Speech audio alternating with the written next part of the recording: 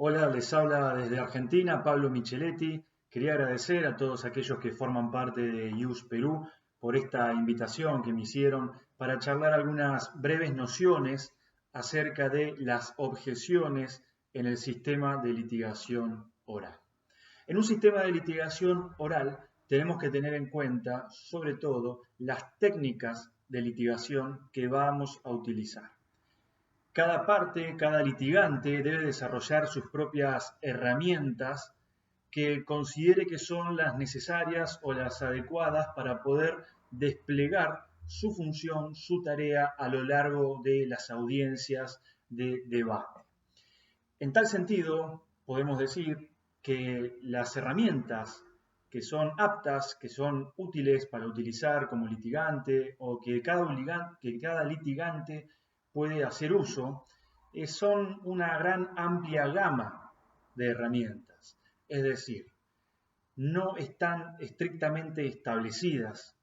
No hay un código que nos diga cómo se debe litigar y cómo es la única forma de litigar, sino que cada litigante justamente va a ir desarrollando las habilidades que considere las necesarias y las adecuadas y que le funcionen, atento a su fin último, que es el de persuadir al juez para convencerlo de que falle, de que dicte una sentencia conforme a nuestra teoría del caso.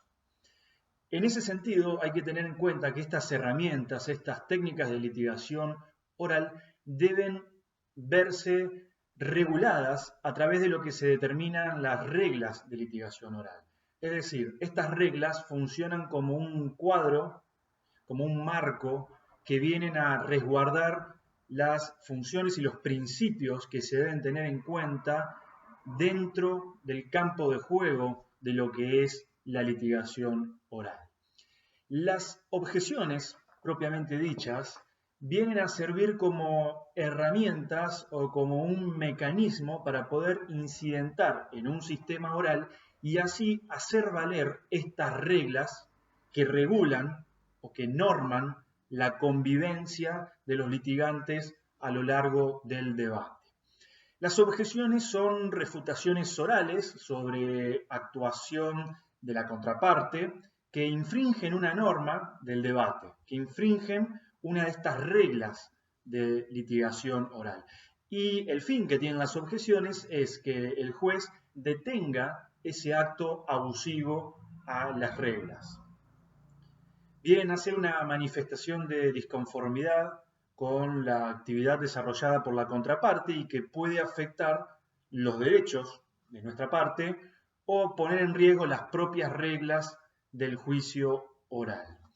En tal sentido, tenemos que analizar las objeciones a lo largo del debate doctrinario que se desarrollan y que giran conforme a si las objeciones pueden ser utilizadas a lo largo de todo en la audiencia de debate, es decir, tanto en la etapa de los alegatos de apertura, los alegatos de clausura y de los exámenes interrogatorios y contrainterrogatorios, o si solamente las objeciones están establecidas para ser utilizadas en la etapa de interrogación de testigos, de peritos, por ejemplo.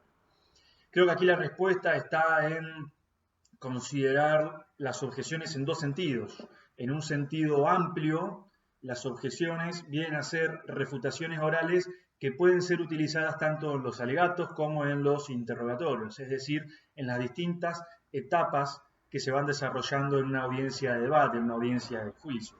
En cambio, si lo analizamos desde un punto de vista más estricto, las objeciones en un sentido estricto solamente estarían dirigidas hacia la etapa de los interrogatorios y contrainterrogatorios, por supuesto. Una vez que logramos ya definir un poco de qué se tratan las objeciones, a qué hacemos mención cuando nos referimos a las objeciones y son, debemos analizar también qué implica realizar una objeción, porque una objeción no significa solamente el hecho de contradecir, de refutar, de intentar dar argumentos para dar de baja una acción, una actividad o un acto que está desarrollando la contraparte bajo el resguardo de que estamos tratando de hacer que valgan las reglas procesales, las reglas de litigación oral, sino que va mucho más allá, porque las objeciones también son parte de esas herramientas, de esa técnica de litigación que tiene que hacer uso el abogado. Es decir, las objeciones son una herramienta y son una estrategia para cada litigante.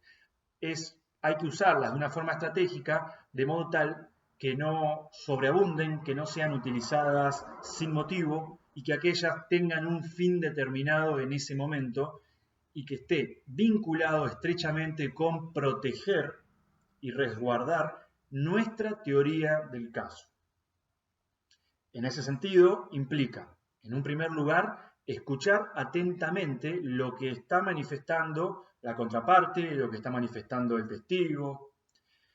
También, luego de esta etapa de escuchar atentamente, implica evaluar la objetabilidad, es decir, evaluar si eso que se dijo, si esa pregunta que realizó nuestra parte contraria, es sujeta a la realización de una objeción. Puede ser objetable o no. Esto de la objetabilidad va a estar dado por un conocimiento previo que debe tener el abogado acerca de las reglas de litigación. En tercer lugar, necesitamos pensar la afectación que puede tener a la teoría del caso.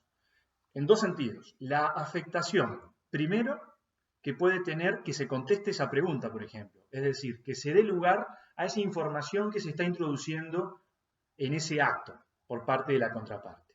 Si esa información puede afectar nuestra teoría del caso, hay que analizarla. Pero también tenemos que analizar la afectación a la teoría del caso, a nuestra teoría del caso, que puede tener realizar la objeción. Es decir, que la objeción que realicemos tal vez sea redundante, no tenga sentido o atente propiamente contra nuestra teoría del caso. Por eso debemos analizarla en ese tercer lugar puntualmente desde los dos ámbitos, desde la información que se va a introducir, como así también desde si la objeción misma puede llegar a afectar nuestra teoría del caso. Y por último, implica decidir qué hacer. Es decir, decidir si, luego de haber escuchado la información, de evaluado la objetabilidad y de pensar la afectación que puede tener a la teoría del caso, debemos decidir si corresponde y si nos es conveniente a nuestra teoría del caso realizar esa determinada objeción. Una vez que analizamos esto, podemos decir también que esquemáticamente existen tres razones posibles para lograr una objeción o para objetar. Es decir, podrían existir tres grandes motivos sobre los cuales tengamos la necesidad de objetar.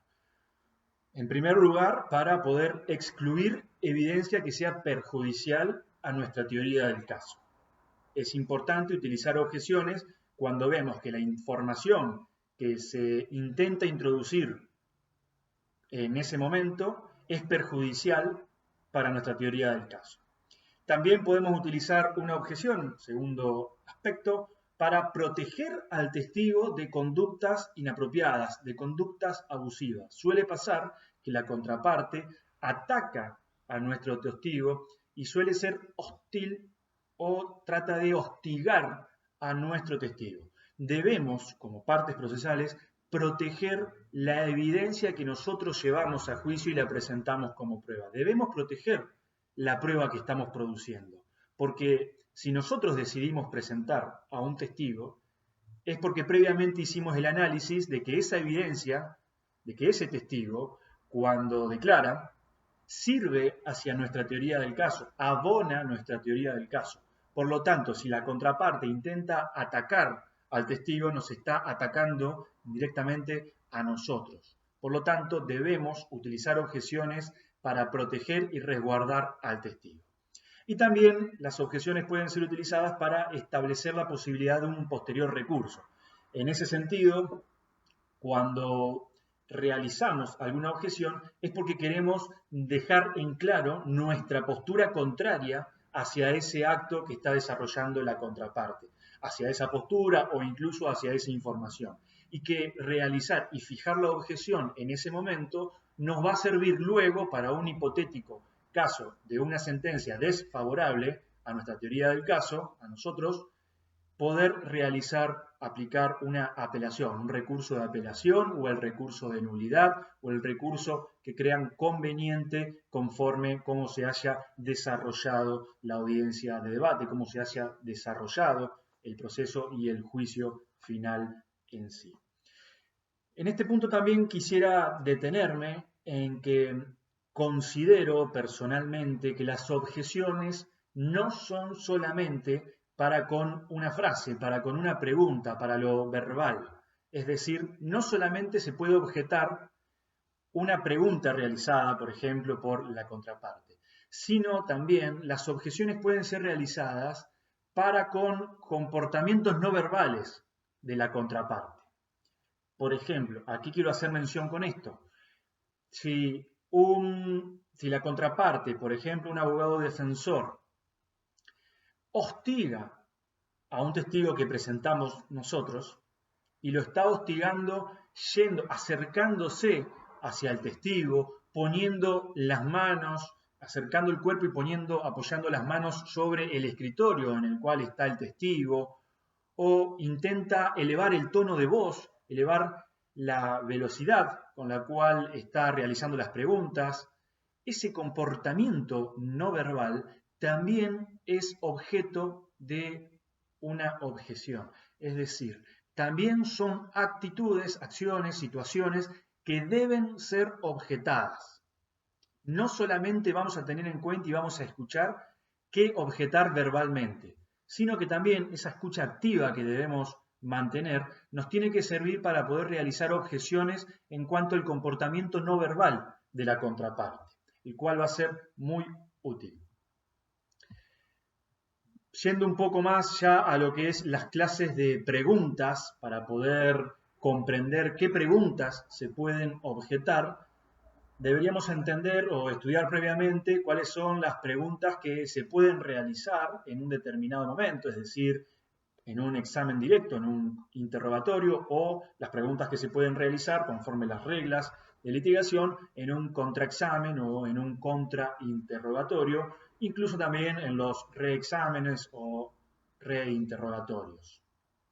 En tal sentido, podemos clasificar las preguntas brevemente en preguntas sugestivas, que son aquellas que sugieren la respuesta o ponen en boca del testigo la misma. Cuando brindan información, tratan de introducir información hacia el testigo a través de la pregunta.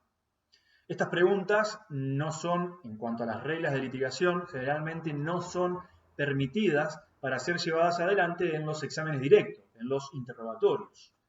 Las preguntas capciosas son aquellas que inducen a errores o pretenden engañar a los testigos para obtener una respuesta determinada.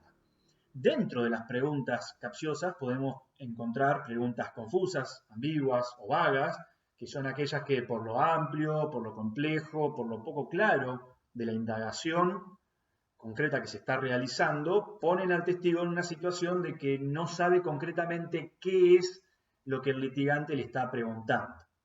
También las preguntas repetitivas, que son aquellas que, habiendo sido formuladas, ya han sido contestadas por el testigo. Es decir, aquellas preguntas que se vuelven a hacer insistiendo sobre algo, sobre una información que ya fue brindada por el testigo y que van a tener seguramente algún objetivo por parte del litigante que hace esas preguntas, pero que no deben ser permitidas que se realicen en el debate.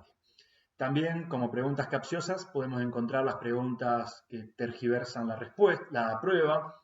En ese sentido, son aquellas que asumen hechos que aún no han sido introducidos al juicio o dan una interpretación errónea sobre aquella información.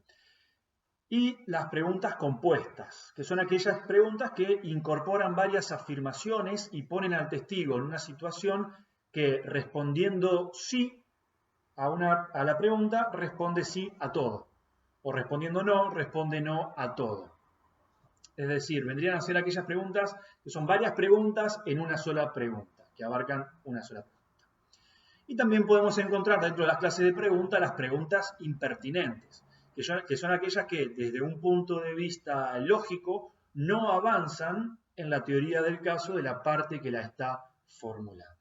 Aquí hay que tener mucho cuidado porque la pertinencia de las preguntas van a estar dados por las teorías del caso de cada parte, pero no sabemos muy bien si la pregunta va dirigida a brindar información que aporte o no aporte a la teoría del caso. Son preguntas muy difíciles de comprender y son objeciones que hay que tener mucho cuidado, porque lo más común es que la pregunta sea pertinente, pero debemos tener muy en claro tanto las reglas como la información de la teoría del caso para ver hacia dónde apunta la teoría, la pregunta, y si esa pregunta busca una información que abone o no a la teoría del caso nuestra o de la contraparte, justamente de la pregunta, de la teoría del caso de aquella parte que está realizando la pregunta. Espero haber sido claro con estas breves ideas, breves conceptos y nociones acerca de las objeciones y su función dentro de la litigación oral. Les mando un fuerte abrazo y que estén muy bien. Muchas gracias por su tiempo. Hasta luego.